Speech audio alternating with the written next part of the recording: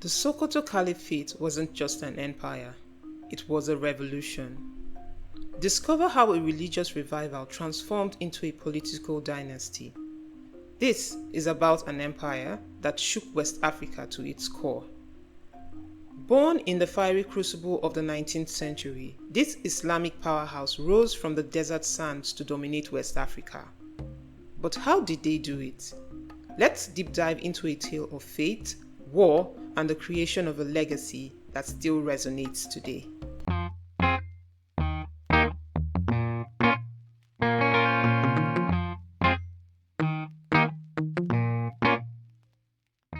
Picture West Africa in the late 18th century, a land of diverse peoples, cultures, and kingdoms. The Ashanti Kingdom, known for its wealth and military prowess, dominated what is now modern-day Ghana. The Hausa states ruled much of what is now northern Nigeria, coexisting with Fulani herders, Tuareg traders, and many other groups. It was in this vibrant and complex landscape that a new force began to rise, one that would leave an indelible mark on the region, the Sokoto Caliphate. The Fulani, with their vast cattle herds and complex social structures, inhabited a wide expanse of the Sahel. The Hausa kingdoms were a force to be reckoned with. Cities like Kano, Katsina, and Zaria were centers of trade and Islamic learning. However, as with many powerful states, internal challenges emerged. Corruption was rampant, with the ruling elite often exploiting their positions for personal gain. Heavy taxation burdened the populace, funding the elite's lavish lifestyles and maintaining their large armies. Many felt that the ruling class had strayed from true Islamic principles, becoming increasingly worldly and losing sight of Islamic ideals, leading to a moral and spiritual crisis. Into this world stepped Sheikh Usman dan Fodio, born in 1754 in Gobir, a region in modern-day Nigeria. A Fulani by ethnicity, Usman was a devout Muslim who sought to purify Islam in the region. He was gifted with a brilliant mind and a charismatic personality. He began to gain a following as he traveled, taught, and preached, advocating for a return to the principles of the faith. Dan Fodio's message was revolutionary.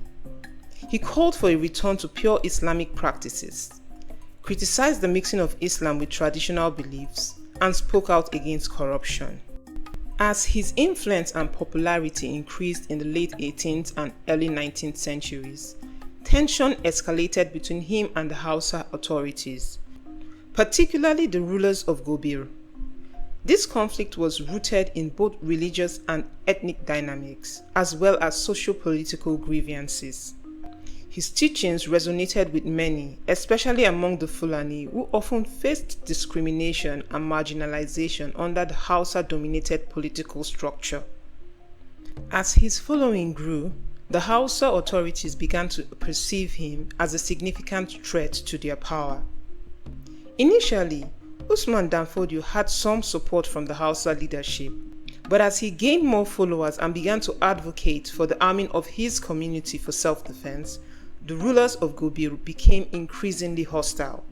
They imposed restrictions on preaching and sought to suppress his influence. In 1801, Usman was exiled from Gobir, reflecting the growing fear among the Hausa authorities of a potential uprising led by him and his followers.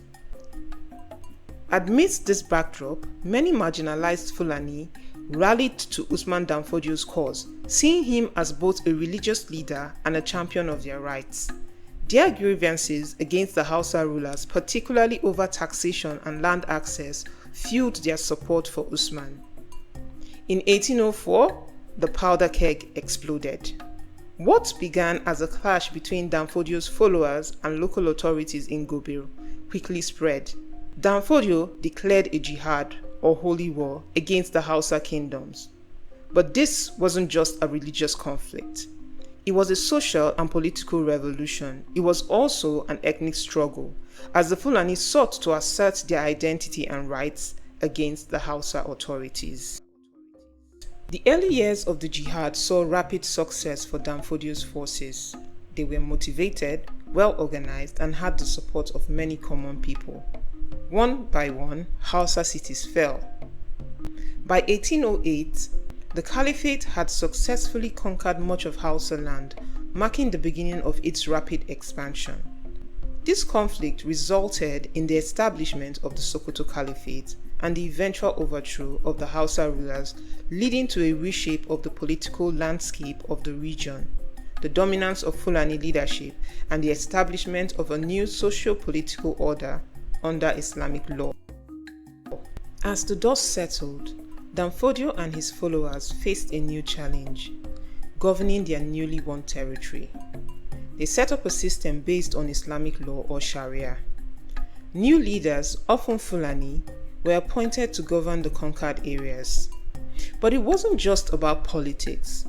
Education was a key focus, with new Islamic schools established across the Caliphate.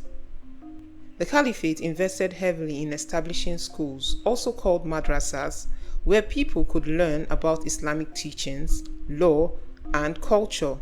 This opened up opportunities for both men and women to acquire knowledge and skill. Usman Fodio advocated for women's education, which was a progressive stance for his time. He believed in the importance of educating women, particularly in religious and moral matters. His daughter, Nana Asma'u, became a notable figure in her own right, serving as an educator and poet. She played a crucial role in promoting female literacy and education within the Caliphate, organizing schools and writing extensively to encourage women's involvement in Islamic scholarship. In his writings, Usman Fodio emphasized the necessity of educating women to ensure the moral and religious integrity of the community. He viewed educated women as vital to the propagation of Islamic values and the overall development of society. This focus on female education was part of a broader vision of reform that included the empowerment of women within the context of Islamic teachings. The Sokoto Caliphate was indeed a vast empire, stretching across portions of modern-day Cameroon, Burkina Faso, Niger, and Nigeria. Its rapid expansion and consolidation, particularly during the period between 1815 and 1840, resulted in a substantial population. Estimates suggest that by 1837, the Caliphate had a population of between 10 and 20 million people, making it the most populous state in West Africa at the time. The Sokoto Caliphate was a complex political entity led by the Sultan of Sokoto, who held the prestigious title of Amir al-Mu'minin, Commander of the Faithful, equivalent to a Caliph. This title was bestowed upon Usman Fodio, the founder of the Caliphate, recognizing his supreme religious and political authority. However, it was his son, Muhammad Bello, who later adopted the title of Sultan for the Caliphate. The Caliphate was structured as a loose confederation of emirates, each governed by an emir appointed by the Sultan. This system balanced centralized leadership with local autonomy. While the Sultan held ultimate authority, the day-to-day governance of the emirates was largely delegated to the emirs. Islamic law was the foundation of the Caliphate's legal and social order, shaping everything from property rights to criminal justice. The Caliphate was not only a political entity, but also an economic powerhouse. It facilitated trade across West Africa, linking various regions and promoting agricultural production. As a crossroads of trade routes, it profited immensely from commerce. Goods such as salt, kola nuts, and textiles were traded extensively within the empire and beyond. The Caliphate was largely agrarian, with the cultivation of crops like grains, cotton, and indigo being crucial to the economy. The introduction of plantation agriculture, often relying on slave labor, expanded agricultural production. Despite the emphasis on Islamic principles of equality, Social hierarchies persisted. The ruling class, including the Sultan, emirs, and Islamic scholars, enjoyed privileged positions. Not everyone benefited equally from the Caliphate's growth. While some prospered from trade and agriculture, others, particularly those in lower social classes and enslaved people, experienced limited opportunities. It's crucial to note that while Islam offered avenues for social mobility, the reality was often complex. Many factors, including ethnicity, wealth, and personal relationship, influenced a person's status within the society. The Caliphate faced its own share of challenges. Not everyone accepted its rule willingly. Neighboring states and empires, such as the Borno Empire, posed constant threats to the Caliphate's borders. The Sokoto leaders had to be both warriors and diplomats to maintain their empire. Despite the political and military challenges it faced, the Caliphate experienced a significant cultural and intellectual renaissance during the 19th century. The Caliphate became a hub of Islamic learning. Scholars produced voluminous works of Islamic law, theology, history, and Arabic language. To support this intellectual growth, a network of Islamic schools was established, providing education to a wide range of students. Beyond religious scholarship, there was a flourishing of literature, poetry, and other art forms. The Caliphate's courts became centers of patronage for artists and intellectuals. Sokoto attracted scholars and students from across West Africa, fostering intellectual exchange and debate. This contributed to the dissemination of Islamic knowledge and culture. But as the 19th century drew to a close, a new threat loomed. European powers were carving up Africa, and the Sokoto Caliphate was in their sights.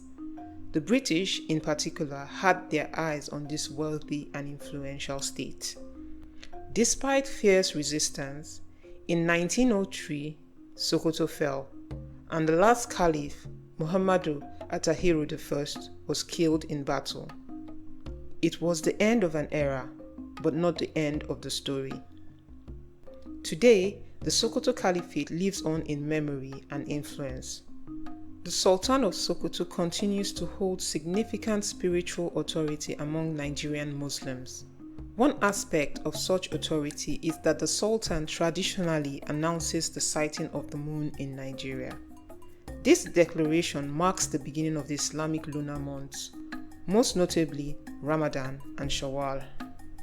The Sultan, as the head of the Nigerian Supreme Council for Islamic Affairs, holds a significant position in determining the Islamic calendar for Nigeria. Many elements of the Caliphate's legal and educational framework have been incorporated into modern Nigeria, particularly in the northern regions. The figure of Usman Fodio and his revolutionary ideals remain subjects of intense study and debate, influencing contemporary political and religious discourse. The rise and fall of the Sokoto Caliphate raises fascinating questions. How do religious movements become political revolutions? Can empires be built on ideals? And how do the empires of the past shape our world today? As we reflect on the story of the Sokoto Caliphate, we are not just learning about history, we are gaining insights that can help us understand our complex world. So, what lessons will you take from the saga of the Sokoto Caliphate?